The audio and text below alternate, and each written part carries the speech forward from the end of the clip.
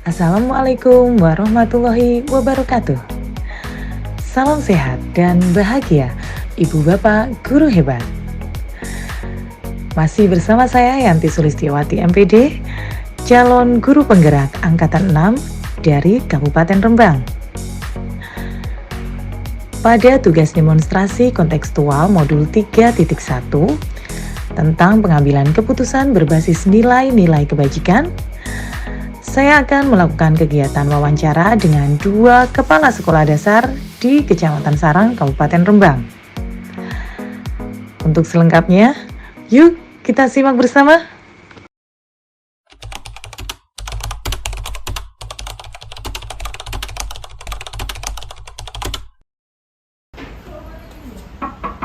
Assalamualaikum. Waalaikumsalam, silakan masuk ya. Ya, terima kasih. Ya, Selamat bisa, pagi, selamat Pak pagi. Aman. Iya. Boleh saya duduk, Bapak? Silakan Bu Yanti. Terima kasih. Apa yang bisa kami bantu? Jadi gini Pak Aman, sebelumnya saya mohon maaf mengganggu waktu Bapak ya, mengganggu waktu kesibukan Bapak pastinya. Tidak apa-apa. Ya, jadi di sini saya mohon izin untuk kita ngobrol atau bahasa resminya itu wawancara Bapak. Oh, oke ya. Dengan Oke. senang hati mungkin bisa dibantu. Iya, jadi saya di sini mau wawancarai Bapak. Sebenarnya ini saya juga untuk memenuhi tugas saya gitu. Jadi di program guru penggerak itu kan saya harus mewawancarai kepala sekolah bagaimana cara dalam selama ini kepala sekolah itu dalam mengambil keputusan dan kebijakan-kebijakan seperti itu, Bapak. Oke.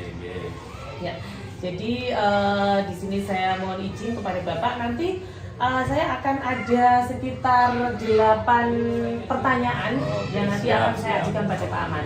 Ya, oke ya, Bapak bersedia ya Bapak ya? Ya insya Allah ya dengan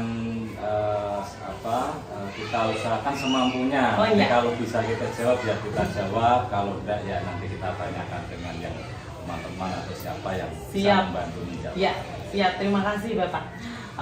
Jadi gini Bapak, sebelumnya kalau saya boleh tanya, Pak Aman ini sudah menjabat sebagai kepala sekolah di SD mana ini Pak ya? Ini di SD 2 Bapak Tulung. SD 2 Bapak Tulung. Sarang Rembang. Oke. Ya, kira-kira sudah berapa tahun Bapak? Bisa dikatakan baru ya, Oh, iya. masih muda, masih proses belajar, baru berapa tahun, masih tahap belajar, mungkin 1 tahunan. Oh, 1 tahun ya. Baik. Jadi selama 1 tahun Bapak menjabat sebagai kepala sekolah ya Bapak ya di SD Babak Tulung 2 ini ya. Selama ini pernah nggak Bapak itu mengalami kasus ataupun menjumpai kasus yang dimana di situ itu ada dilema etika yang di sini kalau di modul yang saya pelajari itu kan ada 4 dilema etika ya Pak ya, yang individu melawan kelompok, kemudian jangka pendek melawan jangka panjang, kemudian keadilan melawan rasa kasihan, dan kebenaran rasa kesetiaan. Nah, pernah nggak selama ini Bapak mengalami kasus dilema etika ataupun bujukan moral selama Bapak menjabat sebagai kepala sekolah? Oh ya, tentang kasus ya, tentang kasus itu ya ada ya beberapa namanya pergaulan sehari-hari, tentunya tidak serta-merta lancar mulus, pasti ada permasalahan, ada gesek-gesekan yang semuanya itu terjadi tanpa kita skenario, maksudnya tanpa kita rencanakan, tanpa kita persiapkan, tiba-tiba dari masalah pergaulan, masalah program-program sekolah, masalah pembelajaran dan lain sebagainya. Mungkin ini ya Bu ya, beberapa waktu yang lalu itu mungkin ada semacam dilema ya, terutama ini di bulan-bulan ini sebentar lagi kan ada kegiatan pesta siaga. Pesta siaga itu artinya termasuk kegiatan yang dipersiapkan dan itu membutuhkan kolaborasi dari berbagai pihak yang banyak ya, karena pesertanya juga banyak, terus materi yang diajarkan banyak, kemudian waktunya juga lama. Nah, ini di satu sisi sekolah tentunya ingin berpartisipasi kegiatan tersebut ya, maksudnya ya di event itu jangan sampai tidak bisa ikut ya, syukur-syukur bisa maksimal. Namun yang terjadi itu begini, kami mengalami dilema. Tentunya kualitas yang akan lahir itu kan harus dimulai dari proses latihan anak-anak ya, supaya nanti hasilnya bagus. Namun latihan anak-anak ini membutuhkan waktu yang kontinu, tetapi waktu yang digunakan latihan itu banyak. Nah, akhirnya karena waktu pagi itu tidak cukup untuk latihan, di samping mereka harus pelajaran, harus siang ya, karena siangnya itu nggak cukup, akhirnya waktu sore hari.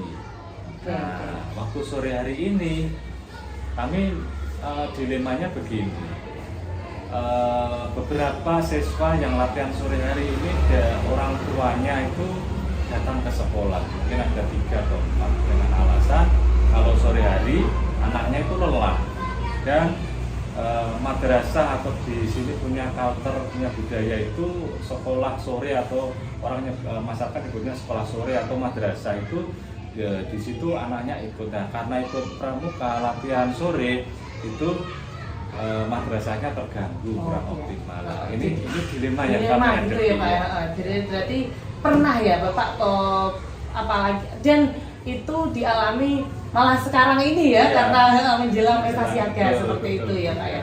Baik. Jadi seperti tadi yang sudah Bapak Aman ceritakan ya, terjadi sebuah dilema etika. Ya, terjadi sebuah dilema etika di mana di satu sisi tadi saat kasus pesta siaga, menjelang pesta siaga. Jadi saat anak-anak melakukan latihan dan juga sekolah siang, madrasah diniyah seperti itu ya Pak ya. Ya. Terus bagaimana cara Bapak untuk mengambil keputusan dengan permasalahan seperti itu? Ya, di satu sisi kan latihan siaga itu juga penting karena sekolah kan juga ingin mendapatkan hasil yang terbaik ya Pak ya. Dan di sisi lain sekolah madrasah diniyah siang itu juga penting juga, apalagi untuk pendidikan karakter anak kan seperti itu ya Pak ya.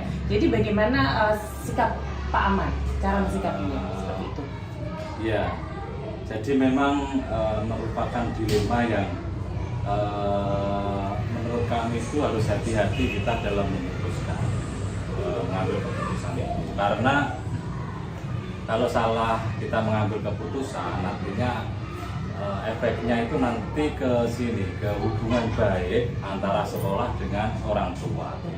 Ya, memang itu tidak semua anak, hanya 3 atau 4 siswa. Namun kebetulan dari orang tuanya itu, orang tua siswa 3 atau 4 orang anak itu merupakan salah satu tokoh masyarakat di sini yang itu juga mempunyai peranan penting di masyarakat. Artinya kita harus berhati-hati. Nah, oleh karena itu kami coba menganalisa permasalahan itu.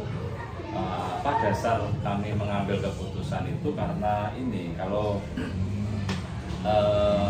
prinsip dari pengambilan keputusan kalau didasarkan pada hasil akhir nanti kegiatan sekolah, akhirnya sekolah mementingkan pokoknya harus manut ke aturan sekolah, itu justru nanti efeknya nanti ke masyarakat. akan jadi masalah juga ya dengan wali murid ya. Betul. Jadi kita istilahnya ya harus bisa ngomong ngomong ya, istilahnya ngomong. Jadi kami prinsip yang berikutnya itu yang kita selaraskan adalah prinsip rasa kepedulian. Jadi rasa kepedulian yang kita ambil sebagai dasar keputusan. Jadi alasan orang tua seperti itu juga kita maklumi dari kepedulian anak kepada orang tua. Artinya misalnya untuk 3 anak itu kalau orang tuanya keberatan, ya sudah kita izini untuk tidak ikut di pesta siaga, tapi dengan catatan benar-benar bahwa siswa tersebut kelelahan kalau latihan sore dan terganggu madrasahnya dengan datang ke sekolah untuk memberikan konfirmasi benar-benar bahwa anaknya tersebut. Kalau memang orang tuanya masih ragu-ragu bahwa program sekolah seperti itu mengganggu, nah kita yakinkan bahwa sebetulnya tidak mengganggu, tapi justru di pramuka itu sendiri juga bisa melatih pendidikan yang itu juga punya pengaruh penting nanti anak di masa depan. Jadi kita ambil pilihan, namun bukan langsung menolak atau melawan dari keputusan. Oke, jadi dasar pengambilan keputusan yang Bapak gunakan tadi yaitu rasa kepedulian. Rasa kepedulian. Dan ya bahasa Jawanya itu kayak ngemong rasa gitu ya Pak ya. Oke ya. Jadi Bapak sebagai kepala sekolah dari pihak sekolah meyakinkan juga kepada wali murid, kepada orang tua ya, bahwa program sekolah khususnya pramuka ini juga penting gitu ya. Ya betul. Iya Bapak. Baik Bapak. Jadi selain langkah-langkah tadi yang sudah Bapak sampaikan ya, ada memberikan pengertian kepada wali murid, kemudian meyakinkan mereka juga bahwa program sekolah itu tadi juga penting buat anak-anak. Ada lagi nggak langkah-langkah yang dari pihak sekolahan ataupun dari Bapak pribadi sebagai kepala sekolah untuk mengatasi hal tersebut? Ya, jadi ya kami coba beberapa solusi, langkah-langkah supaya nanti itu komunikasi dan hubungan baik antara sekolah dan masyarakat itu tetap harmonis, tetap jaga ya. Itu tadi selain kami beri pengertian, terusan kami yakinkan, itu kami juga memberikan alternatif kemungkinan terburuk. Misalnya kemungkinan terburuk kalau seandainya masih belum bisa meyakinkan orang tua, ya kami cari pengganti, kami cari anak lain yang itu istilahnya tidak no problem dari kemauan anak atau keinginan dukungan orang tua. Jadi cari pengganti karena kebetulan di sini siswanya juga saya lihat banyak ya Pak ya. Ya lumayan. Tapi sebetulnya yaitu ring 2 sebetulnya. Kalau ring 1 itu tadi anaknya itu sebetulnya sudah pintar, akademiknya bagus, rajin, cuma yaitu dukungan orang tua. Nah, mungkin kalau orang tuanya masih belum bisa meyakinkan, belum bisa memberikan kesempatan, ya kita masuk di ring 2. Ya anak-anak yang biasa, maksudnya belum secara akademis belum menonjol. Tapi itu ya kemungkinan langkah yang kita ambil sekarang. Kalau boleh tahu siswanya berapa Pak jumlahnya di sini Pak? Sini kemarin itu 179.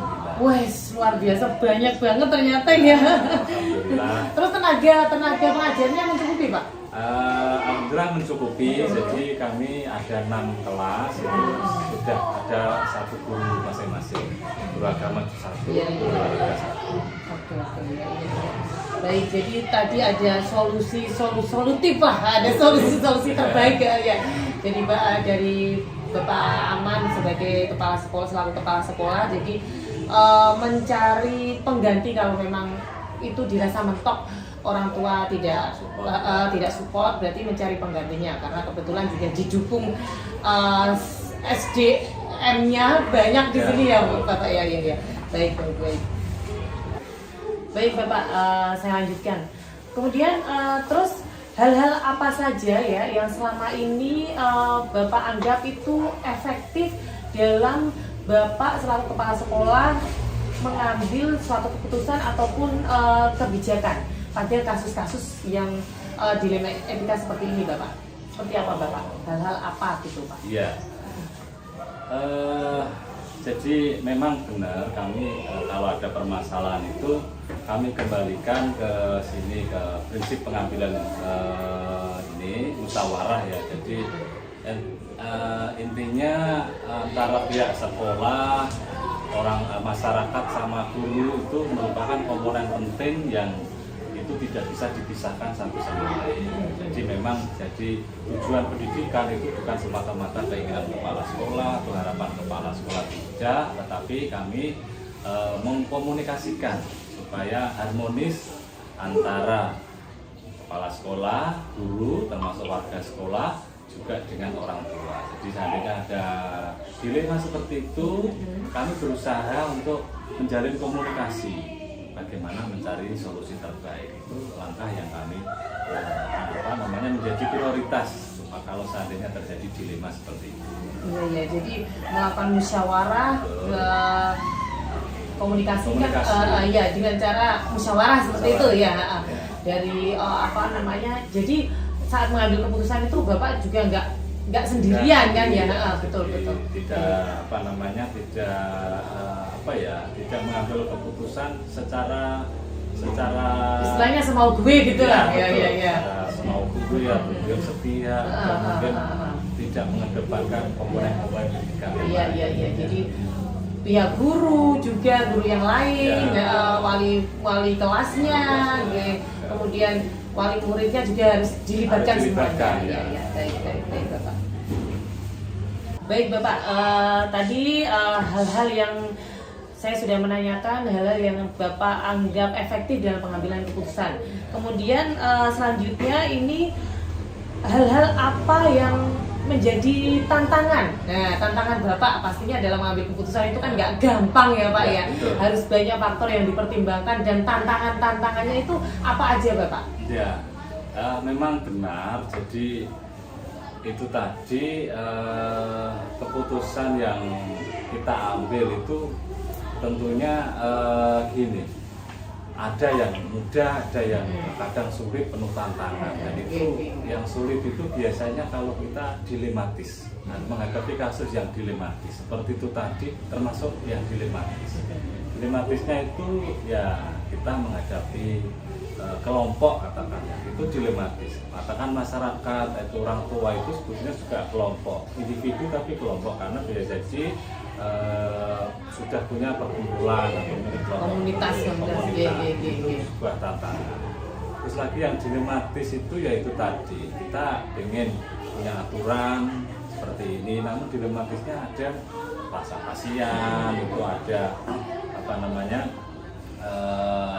termasuk ini ya biasanya kasihan atau mungkin kesetiaan juga, itu yang dilematis itu termasuk tantangan. Belum lagi nanti kalau kita menjalin komunikasi, namun komunikasi kita semacam bertepuk sebelah tangan, itu juga merupakan tantangan. Kita sudah memberikan komunikasi ini, namun tidak ada respon. Entah itu masalahnya apa, nggak ada respon. Bisa jadi dipanggil ke sekolah nggak datang, bisa jadi orang tuanya nggak di rumah, kerja di luar sana, itu juga tantangan. Dan itu kalau kita ambil keputusan, terus ada yang komplain, kok nggak sejalan, kok begini. Nah, itu tantangan juga bagi kami. Ya, bagaimana itu supaya hal-hal seperti itu bisa diminimalisir dan keputusan itu bisa memuaskan semua punya pihak. Itu ya tantangan. Apalagi ini kan kasus ini kan sebenarnya melibatkan ada instansi lain juga. Tadi madrasah sore itu kan, kan seperti itu ya Pak ya. Jadi makin menambah dilema dalam hati ya. Di satu sisi nanti dikira sekolahan kan enggak. Iya betul. Yang kita wanti-wanti sebetulnya kan kita seiring sejalan ya, harapan kita karena sama-sama bergerak untuk pendidikan, menyiapkan generasi berikutnya, menentukan karakter, keilmuan itu sejalan. Jangan sampai terjadi pertentangan, itu yang harus kita jaga. Ya, jadi sangat dilematis sekali memang ya Pak ya kasusnya ya. Baik. Baik Bapak, selanjutnya ya Pak. Ini kita ngobrolnya agak sedikit di luar kasus yang tadi kita bahas, dilema etika tentang pesta siaga. Jadi pastinya selama Bapak menjadi kepala sekolah itu kan nggak hanya kasus tadi yang baru saja Bapak ceritakan ya Pak ya, pasti banyak lagi ya. Nah, Terus apakah Bapak itu selama ini punya jadwal khusus ya dalam cara menyelesaikan kasus-kasus seperti itu? Apakah memang meluangkan waktu khusus ataupun saat ada permasalahan terus langsung jeder gitu setelah diselesaikan gitu? Pernah ada nggak Pak? Ada jadwal khusus atau itu nggak? Betulnya kami juga pendekatannya dua cara. Memang kita juga antisipasi karena bagaimanapun juga kita juga harus bisa menjamin keberlangsungan proses belajar mengajar di sekolah itu berjalan efektif dan efisien. Nah, kalau adanya kasus kita juga tidak bisa menolak, kita tidak bisa memungkiri bahwa itu bisa saja terjadi kapan saja, di mana saja akan terjadi. Nah, untuk itu kami pendekatannya dua cara. Seandainya kalau kasusnya itu katakan dilemaannya tidak begitu berat ya, ringan ya, bisa kita selesaikan pada saat itu juga, artinya tidak melibatkan banyak komponen.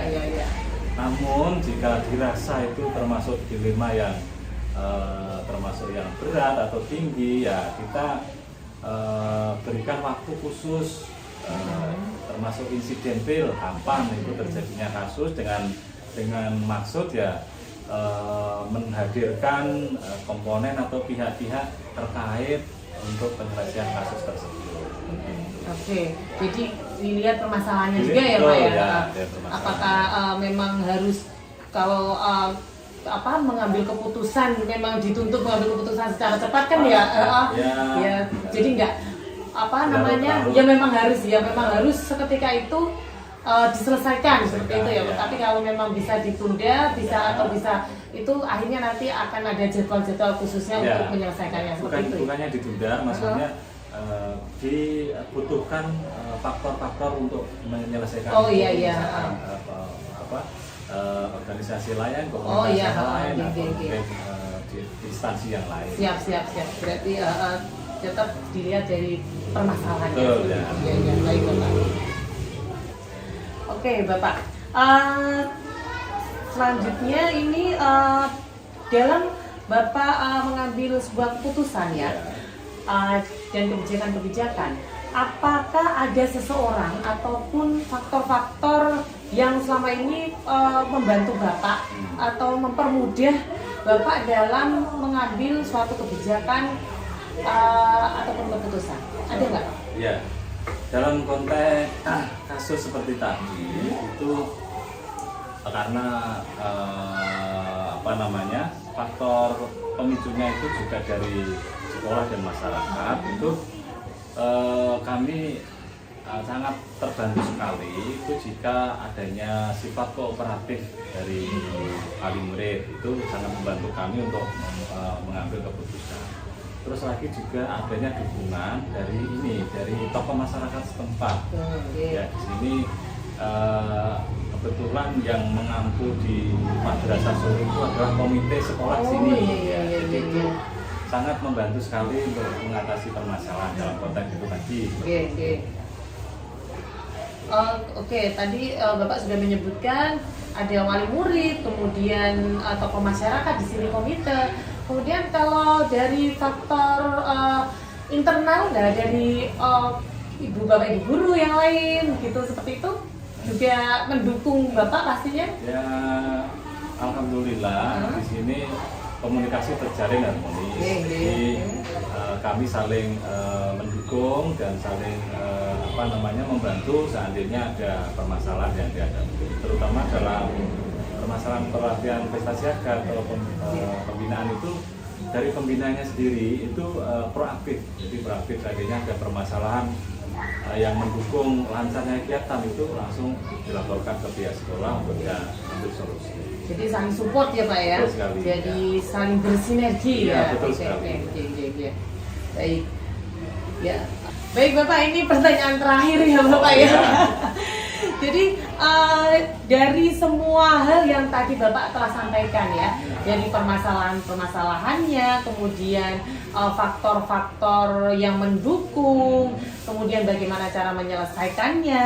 Nah, apa yang dapat Pak Aman petik di sini ya dari pengalaman Bapak selama menyelesaikan kasus-kasus yang sifatnya dilema etika seperti ini? Iya. Jadi dari peristiwa itu sebetulnya kami belajar banyak hal, pengalaman yang berharga tersebut kami bisa belajar banyak hal ya, terutama di sini adalah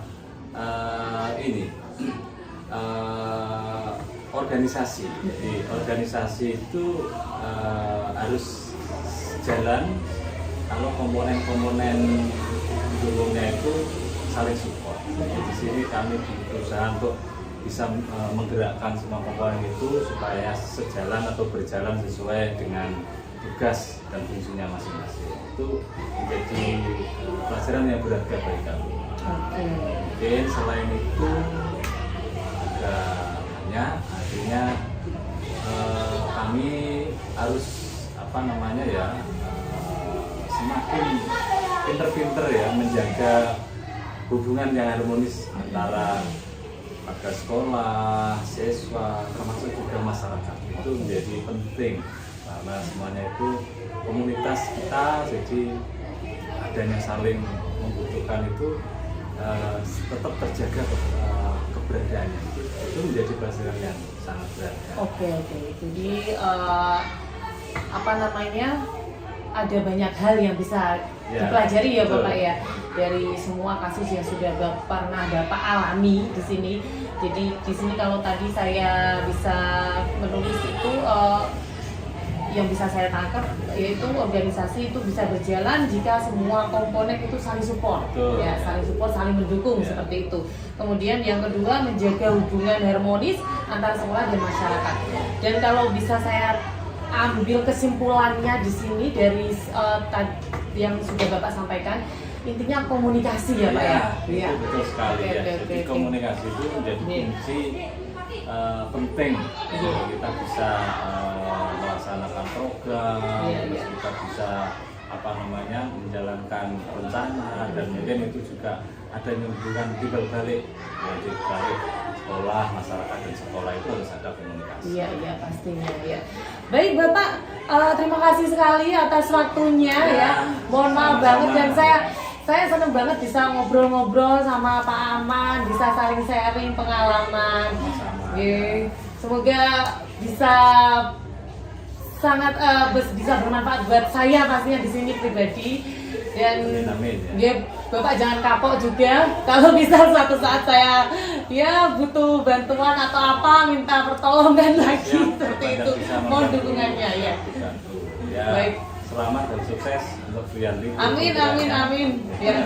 Terima kasih ya Pak Aman ya. Terima kasih. Ya, Assalamualaikum.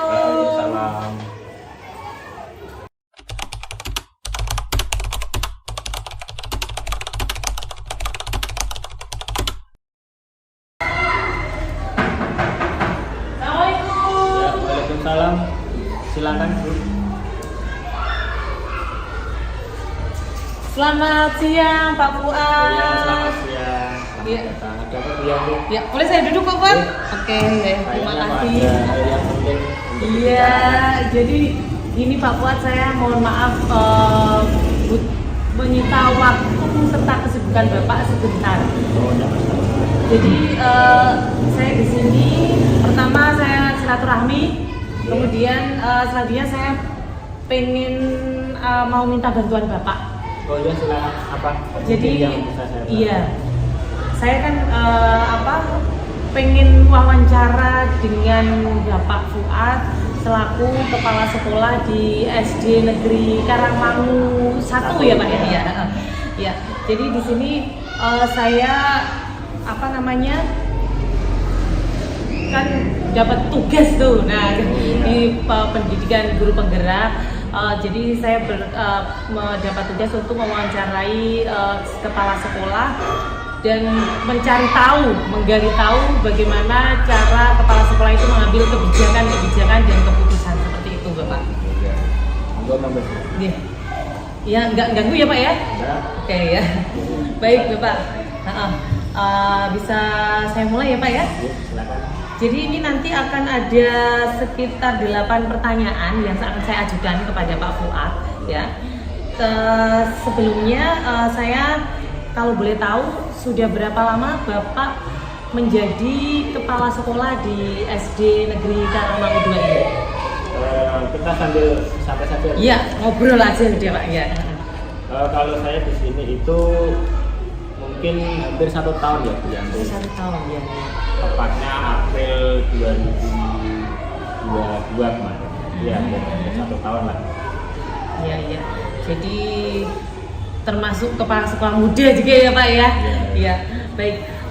Jadi selama 1 tahun Bapak menjabat sebagai kepala sekolah di sini ya. Nah selama itu pernah nggak Bapak mengalami kasus-kasus yang dimana atau kejadian-kejadian yang dimana membuat Bapak itu menjadi dilema? Maksudnya di sini harus mengambil keputusan itu yang memang benar-benar sangat menyulitkan, itu pernah nggak Pak? Mengalami kasus-kasus seperti itu pernah nggak? Maksudnya yang mungkin ada 2 pilihan gitu ya Bu? Iya. Selama ini mungkin juga pernah ya, mungkin cuma ya ada beberapa, tapi mungkin kalau kategorinya mungkin tidak terlalu berat lah. Cuma ada beberapa kali ada kesulitan atau istilahnya dilema tadi dalam memilih apakah harus menentukan A atau yang B, karena mungkin sebenarnya juga ada konsekuensinya ya mungkin ya. Jadi pernah ya Pak ya? Nah kalau pernah, kasus apa yang kejadian apa yang pernah Bapak alami? Contoh kejadiannya? Mungkin ada beberapa, salah satunya mungkin juga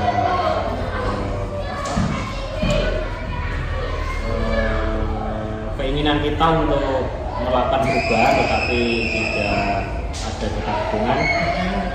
Tapi mungkin yang mungkin saya anggap agak menyulitkan itu ketika saya di dalam kondisi untuk memutuskan apakah saya menuruti apa ini istilahnya ketentuan dinas ataukah ini rasa kemanusiaan aturan gitu ya, atau rasa kemanusiaan kita kepada sesama. Oh iya baik. Itu pada contohnya ketika ketika selesai lomba sekolah sehat, sesuai dengan ketentuan lomba bahwa kita harus kita tetap melaksanakan program, tetapi di lain pihak ada hubungan dengan masyarakat yang mungkin agak terpikirnya. Gitu. Jadi pernah Bapak mengalami kasus yang membuat dilema saat Bapak mengambil keputusan, yaitu saat setelah lomba sekolah sehat, seperti itu ya Pak ya? Iya. Baik, tadi Bapak Pak Fuad kan sudah menceritakan sedikit tentang dilema yang Bapak alami, yaitu setelah kejadian setelah lomba sekolah sehat ya Pak ya? Nah ya, jadi di situ kan ada, kalau boleh saya tahu ke kronologi atau bisa Bapak ceritakan apa yang membuat Bapak itu menjadi dilematik di situ itu dalam hal yang mana gitu, seperti itu Pak? Dari awal mungkin dulu kan sekolah saya ditunjuk untuk mewakili kecamatan dan lomba sekolah sehat. Iya. Nah, itu salah satu programnya itu selain menata lingkungan supaya lebih sehat, juga ada program kantin sehat untuk anak-anak. Jadi nanti anak-anak diharuskan atau diharapkan membeli makanan itu di kantin sehat karena sudah terjamin, itu pun dalam pengawasan puskesmas juga. Tetapi sebelum ada sekolah sehat itu kan ada banyak penjual di sekitar sekolah yang kalau saya amati itu yang jual juga istilahnya gimana ya, yang orang yang sederhana, mungkin juga banyak ibu janda lah istilahnya seperti itu, yang menggantungkan hidupnya dari situ. Nah dari dua hal ini kan sekolah bingung dalam memutuskan apakah melanjutkan tetap melaksanakan kebijakan tadi, ya tentunya ada manfaat yang besar lah di dalam itu demi kebaikan sekolah juga. Ya, jadi Tapi memang di dilematis. sisi jika itu berjalan akan mengurangi atau ya istilahnya mengganggu pendapatan dari yang diharapkan oleh penjual-penjual yang ada di sekitar sekolah tadi. Ya. Baik, Bapak tadi kan Bapak sudah cerita sedikit ya tentang ya permasalahan yang sudah Bapak alami lah, yang sudah pernah Bapak alami. Nah, terus sebagai kepala sekolah ya, sebagai kepala sekolah, bagaimana cara Bapak untuk mengambil keputusan yang sangat dilematis itu tadi? Pastinya kan dilema karena menyangkut semuanya, kepentingan itu sama-sama penting, nggak seperti itu ya Pak ya? Ya, jadi bagaimana sikap Bapak sebagai kepala sekolah mensikapinya? Mungkin yang pertama juga karena keputusan yang juga ada efeknya di belakang ya. Tentunya juga banyak pertimbangan yang saya pertimbangkan terlebih dahulu. Tentunya juga saya juga berusaha untuk komunikasi dengan teman-teman guru, istilahnya musyawarah bagaimana jalan terbaik yang mungkin bisa dapat ditentukan. Walaupun kita belum pada akhirnya milih antara A atau B. Jadi itu juga termasuk langkah-langkah ya Pak ya, langkah-langkah yang Pak Fuad ambil dalam mengambil suatu kebijakan yang memang kebijakan itu menyangkut kepentingan banyak pihak ya Pak ya, bukan dari pihak sekolah aja ya. Jadi melalui musyawarah dan pastinya komunikasi. Nah, musyawarah antara maksudnya internal sekolah atau ada pihak lain Bapak mungkin yang terkait? Pastinya yang pertama saya lakukan itu melakukan musyawarah dengan teman guru satu sekolah. Ini ada permasalahan seperti ini, kira-kira sikap kita. Kemudian selain itu perlu juga kita komunikasi ke pihak yang penjual di luar. Ada program seperti itu. Kira-kira tanggapannya seperti itu. Jadi sebelum memutuskan itu kita kumpulkan dulu lah mungkin apa yang bisa dapat kita jadikan pertimbangan. Ini juga minta bantuan dengan komite. Jadi musyawarahnya di pihak internal guru. Mungkin kan ada dari beberapa guru itu kan ada juga yang penduduk gitu. Nah, secara sekolah kan mungkin juga bisa menyaring informasi lah. Oh, kelihatannya mungkin kalau kesannya apa kan bisa kita ambil. Jadi penjual itu pengennya kayak apa gitu kan? Ya baik. Terus dari komite sekolah juga ya Pak ya baik. Kita mintai arahan lah. Kan komite kan juga suatu merupakan wakil ya. Dari masyarakat sendiri. Iya baik. Kemudian selanjutnya ya Pak ya, kira-kira hal apa saja sih yang yang selama ini Bapak anggap itu efektif dalam Bapak sebagai kepala sekolah mengambil suatu keputusan ataupun kebijakan khususnya pada kasus-kasus yang dilematis seperti ini ya, seperti apa Pak? Sebenarnya yang pertama saya kira itu komunikasi ya Bu ya. Komunikasi dengan tadi pihak-pihak yang ikut dalam kasus dilema ini. Terus juga mungkin karena kita juga kedinasan, tentunya kita juga mempertimbangkan aturan-aturan. Jadi kita berusaha tidak melenceng jauh atau melewati batas aturan, terutama kita sebagai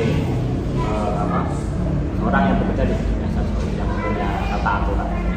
Dan yang terakhir tentunya juga dari semua itu musyawarah yang sudah saya sampaikan tadi itu juga satu hal yang penting karena kita membuat keputusan kan untuk kepentingan bersama untuk orang banyak, tentunya ya perlulah kita musyawarahkan sehingga apa yang kita sudah sepakati kan paling tidak nanti ya kalau istilah Jawa padang arep padang guna. Oh iya. Jadi memang harus Bapak melakukan dengan cara ngobrol bareng, dikomunikasikan bareng ya, dari ibu bapak guru, jadi warga sekolah, kemudian dari dinas juga mungkin minta pertimbangan dinas seperti itu ya Pak ya. Lebih ke aturan, mungkin kalau Aturan, seperti ini apakah ini melanggar melanggar. aturan dari dinas? Oh iya iya. Oh iya, siap. Saya sudah menanyakan tentang hal yang Bapak anggap atau solusi-solusi yang efektif ya untuk dalam mengambil keputusan di sini karena Bapak sebagai kepala sekolah.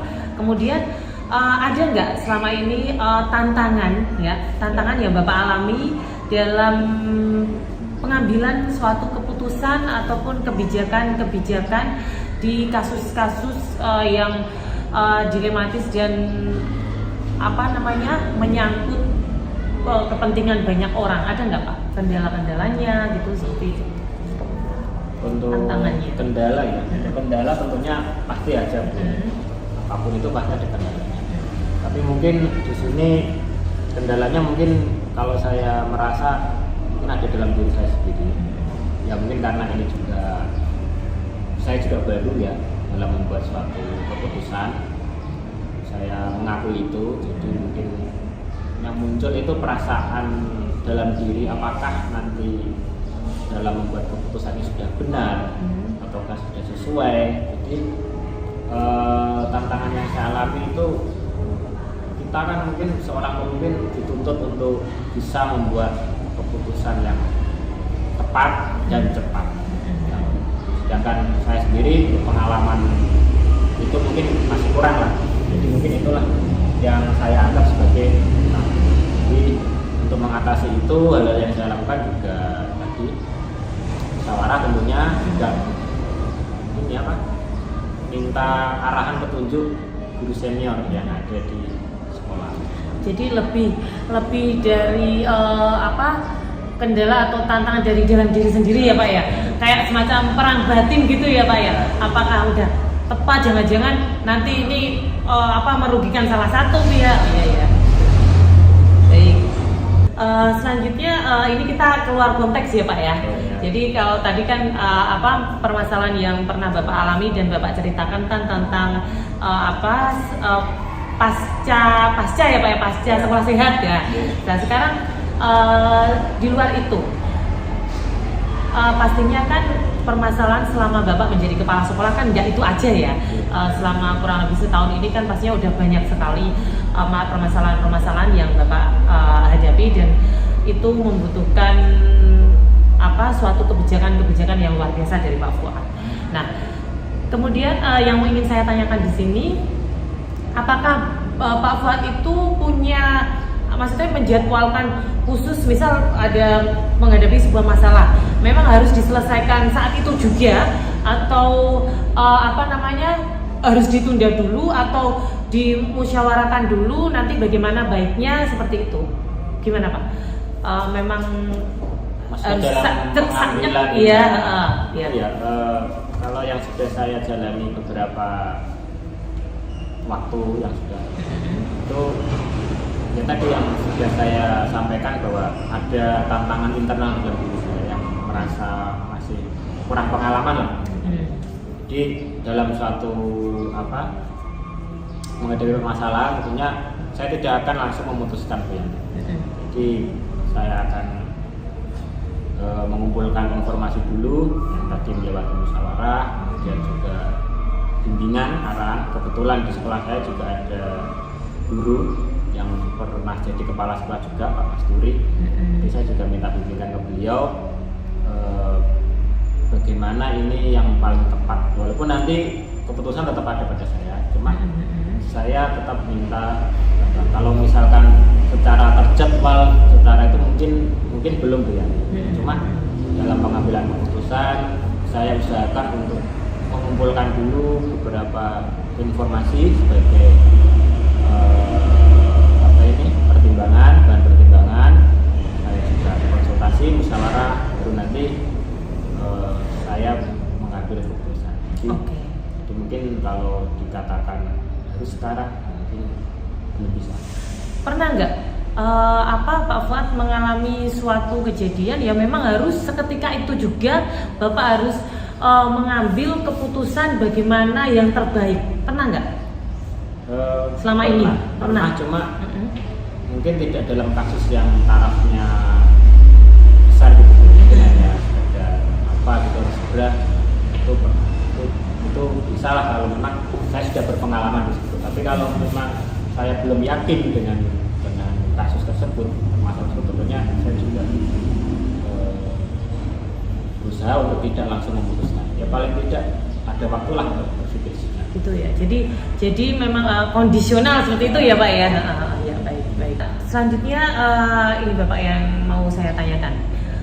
Adakah seseorang ataupun faktor-faktor ya, faktor entah itu dari luar ataupun dari dalam sendiri, internal ataupun eksternal ya, yang selama ini membantu Bapak atau memudahkan Bapak, Pak Fuad sebagai kepala sekolah dalam mengambil suatu kebijakan-kebijakan dan keputusan-keputusan dalam menyelesaikan suatu masalah ataupun dilema seperti itu. Ada nggak Pak? Tentunya ada. Pertama tadi musyawarah, karena itu guru-guru sangat membantu sekali itu karena banyak kita pikir bersama. Selain itu juga arahan bimbingan dari guru senior yang sudah berpengalaman. Terlebih lagi juga saya juga akan meminta masukan dari Bapak pengawas ya, secara kedinasan itu juga saya lakukan karena memang bagaimanapun keputusan yang di sekolah itu kan tetap ada dalam. Saya konsultasikan dulu bagaimana Pak baiknya. Kadang yang sudah saya beri Pak ini saya seperti ini bagaimana. Seperti kemarin juga ada Bu, saya dapat pindahan dari MI, ya dari MI yang anaknya terus pindah ke mondok di sekolah, terus kembali pengen sekolah di di sekolah saya. Dan itu kondisinya sudah semester 2, padahal selama 1 semester kan tidak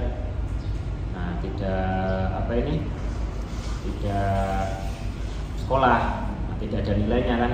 Itu kan suatu keputusan yang sulit juga, atau diterima atau tidak. Ya saya juga minta arahan dari Pak Pengawas bahwa ya ada apa-apa diterima saja, nanti masuk tapi masuk kelas 5 contohnya seperti itu.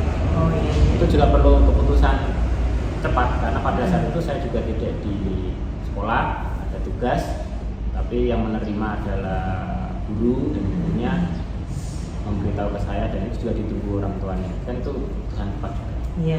Kalau saya juga berencana menerima, tetapi apakah itu melanggar dinas atau tidak lah, saya konsultasikan ya. Jadi tetap faktor dari lingkungan sekitar seperti itu, Bapak Ibu guru juga kan ya Pak ya. Iya baik Bapak, ini pertanyaan saya yang terakhir ya Pak ya. Jadi maaf lumayan lama tadi. Jadi yang terakhir ini seperti ini Bapak, dari semua hal tadi yang sudah Bapak sampaikan dan ceritakan ya Pak ya, dari kasus-kasusnya, kemudian faktor apa saja yang menjadi pendukung buat Bapak, kemudian langkah-langkah Bapak bagaimana cara menyelesaikan suatu permasalahan. Nah itu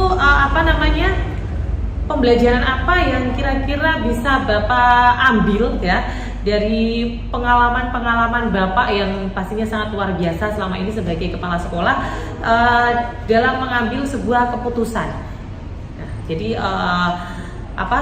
pembelajaran yang bisa Pak Fuad ambil dari setelah sekian banyak mengambil kebijakan-kebijakan jadi sama menjadi kepala sekolah, seperti apa Pak? Jadi untuk mengambil keputusan, saya ini tidak bisa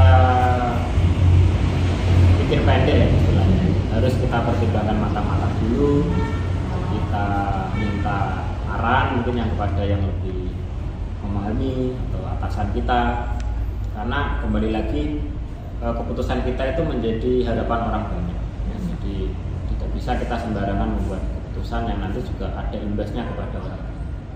Jadi keputusan kita harus benar-benar matang, dipertimbangkan, tidak boleh asal-asalan, dan tentunya juga butuh waktu kalau jadi kita ya intinya kalau kita mau menghasilkan yang baik ya kita harus pertimbangkan matang-matang. Oh iya, baik Bapak. Jadi kalau boleh saya ambil kesimpulan dari seluruh cerita yang tadi Bapak ceritakan ke saya ya. Dalam mengambil sebuah keputusan, tadi Bapak sampaikan harus dipikirkan panjang dan masak-masak. Apalagi sebagai kepala sekolah itu kan gongnya ya kalau di sekolah itu ya Pak ya. Jadi kalau kepala sekolahnya bingung, pastinya anak buahnya apalagi kan seperti itu. Memang rohnya kan di kepala sekolah, semua kebijakan di kepala sekolah. Jadi memang harus Pak Fuad sebagai kepala sekolah harus memberikan yang terbaik dan memutuskan yang paling baik ya. Sama-sama senang lah. Walaupun dalam teori tidak bisa kita menyenangkan banyak orang itu kan ya. Berusaha mencari jalan tengah semua bisa terakomodir. Siap Bapak ya. Baik. Memang jadi pemimpin yang bijaksana itu memang gitu ya. Cuma kita harus berusaha. Tetap berusaha ya. Baik ya, terima kasih Pak Fuad.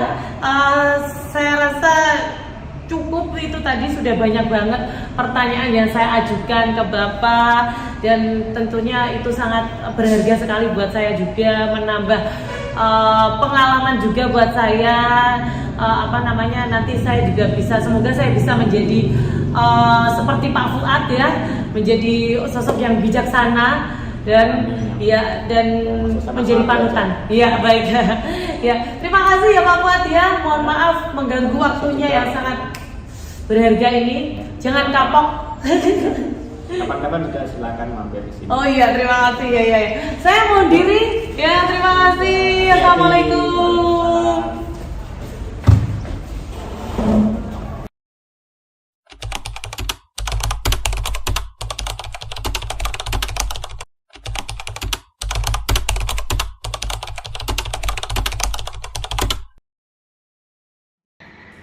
Demikian telah kita simak bersama video wawancara tentang pengambilan keputusan berbasis nilai-nilai kebajikan.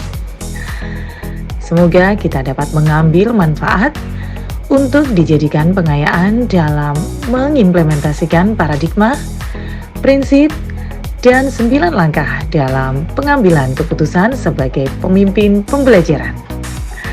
Terima kasih. Salam sehat dan bahagia, Ibu Bapak Guru Hebat. Wassalamualaikum warahmatullahi wabarakatuh.